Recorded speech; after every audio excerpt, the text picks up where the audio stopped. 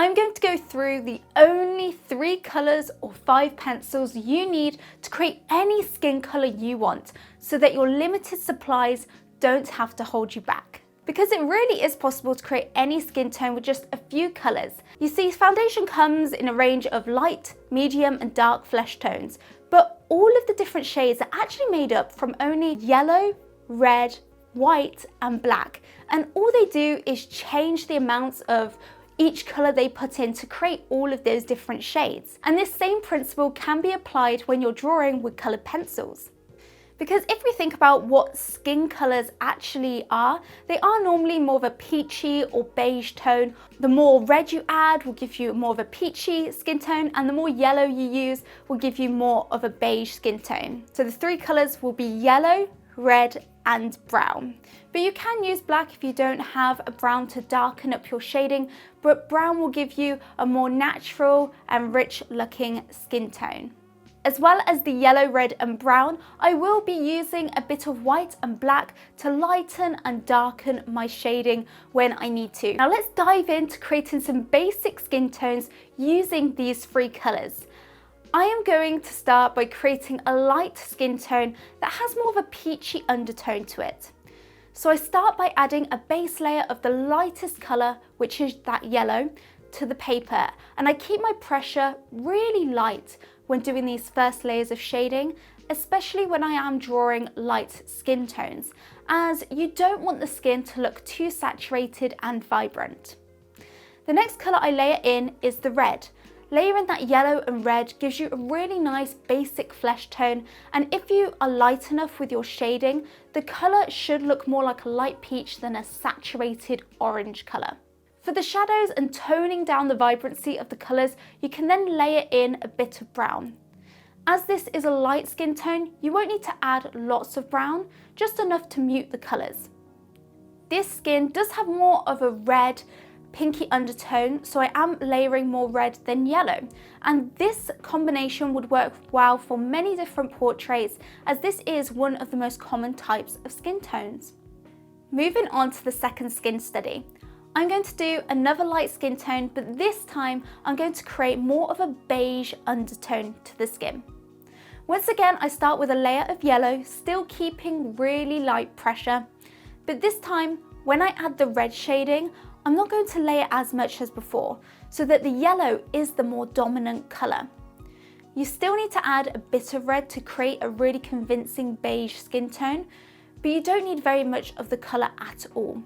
And I found that you need to be extra careful when shading with red, as a lot of pigment can go onto the paper, even with really light shading.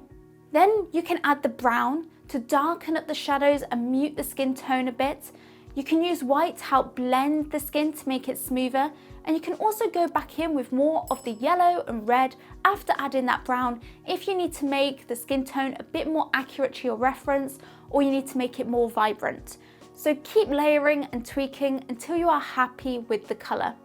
Next, we'll create a warm medium skin tone. I wanted the skin tone to be darker and have a warm tanned glow to it, so this time when I layered the yellow and red, I applied a heavier application of the colours so that it would create a darker, more vibrant orange colour. As this is a darker skin tone, I layered a lot more brown than with the other 2 studies, and I alternated those layers of yellow, red and brown until I had built up a rich, smooth colour with very little graininess left. You can use the white to smooth out some of those lighter areas, but be careful when you're blending darker skin tones, because if you use the white too much, then it will wash out those colours and make those darker skin tones too light.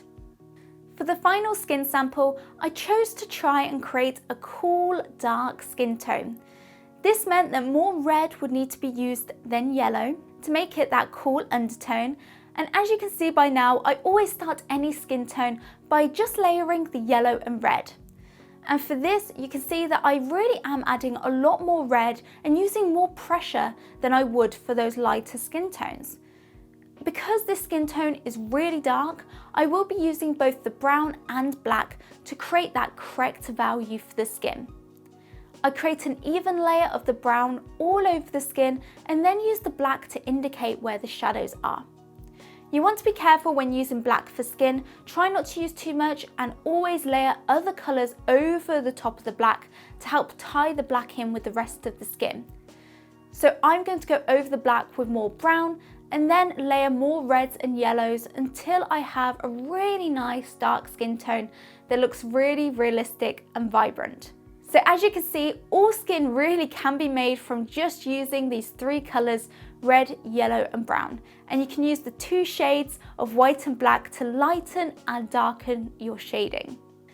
Now sometimes you'll see other colours on the skin, and these other colours are more to do with the environment that the person is in.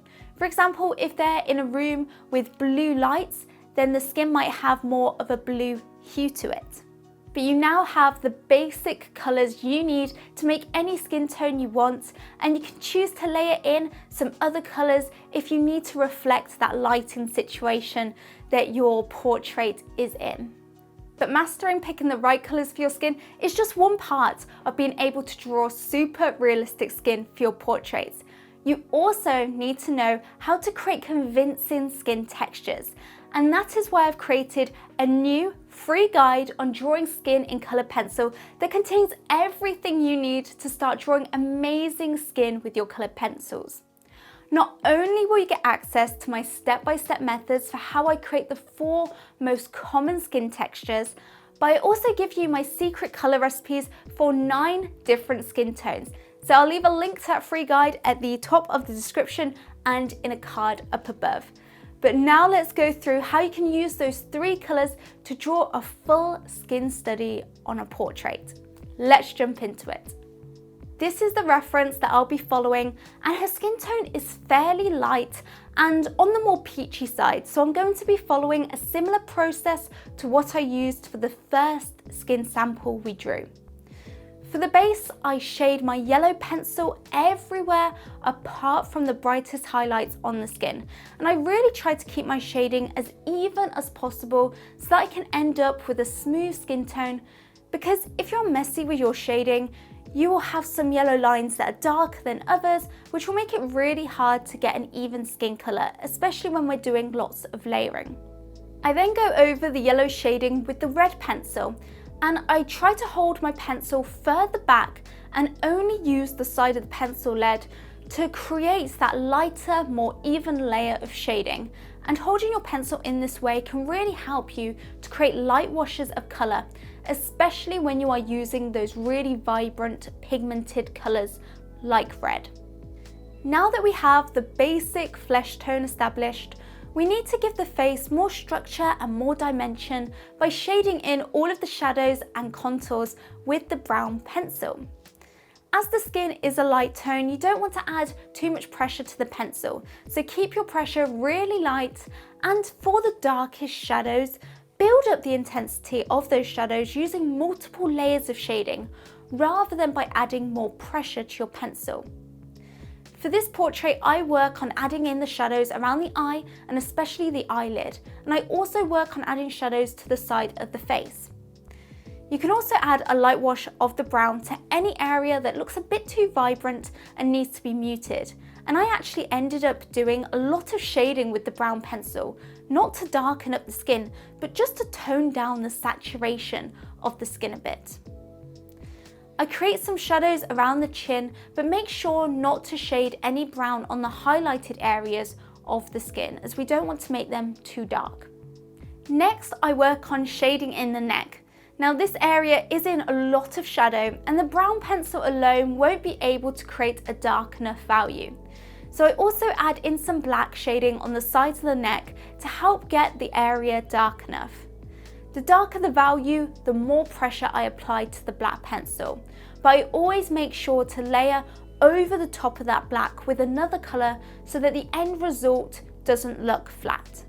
I then move back to the face and work on shading in all of the shadows and structures for the nose. And the nose can be really tricky to get right, because if you do the shadows in the wrong place, it can completely transform the shape of the nose. So it's really important to spend some time observing your reference and adding the brown shading in the correct places. Once I established the shadows in the face, I went in with more yellow and red and layered this over the top of the brown shading and the rest of the skin to bring more life and vibrancy to the skin, as it was looking a bit dull. Adding another layer of the yellow and red also helps to mesh the shadows in with the rest of the skin. The red in particular really does look nice over the brown, and it brings a nice healthy glow to the skin. Now that the majority of the shading has been done on the skin, the rest is just about tweaking the details and values and smoothing out any graininess that you need, and also creating that skin texture for your reference. So for this portrait, I used my stick eraser to re-establish some highlights, and I also used the brown pencil to darken up some shadows and also add details like the eyebrow hairs. I made sure my pencil was really sharp when working on the details like the eyebrows. I then used the white pencil to smooth out the skin, and I used more pressure for the lightest areas and then slightly less pressure for the darker areas so that the skin wouldn't look too washed out. And if any areas do become too light, you can always go back in with your pencils and layer some more of that brown or the red and yellow to fix anything that you need. But the white pencil really does do a good job at meshing all of the layers of colour together to give you a really realistic skin tone that you wouldn't think has been done with only 3 colours. And then the final thing I needed to do to finish this skin study was add in the freckles. And adding in freckles is actually one of my favourite skin textures to draw, as I think it can easily add a lot more realism to your drawings. So to create the freckles, I start by lightly sketching out where they are with the brown pencil. And it's important to do the freckles different sizes and shapes and to follow the natural curves and contours of the face when you place them on the paper. For the lighter areas of skin, create lighter freckles. And for the freckles that are in more of the shadowed parts of the skin, you can add more pressure to your pencil to create darker looking freckles. And then once I have drawn in all of the freckles, I shade a bit of red and yellow over them to give them more of a slight orange tinge. And I use the white pencil to blend over the freckles so they don't look too harsh. And blending over freckles is also a great way to make them look more part of the skin so that they look more realistic. Finally, I'm just going to draw the bits of hair that are overlapping onto the skin, and that really is it for the skin part of this drawing.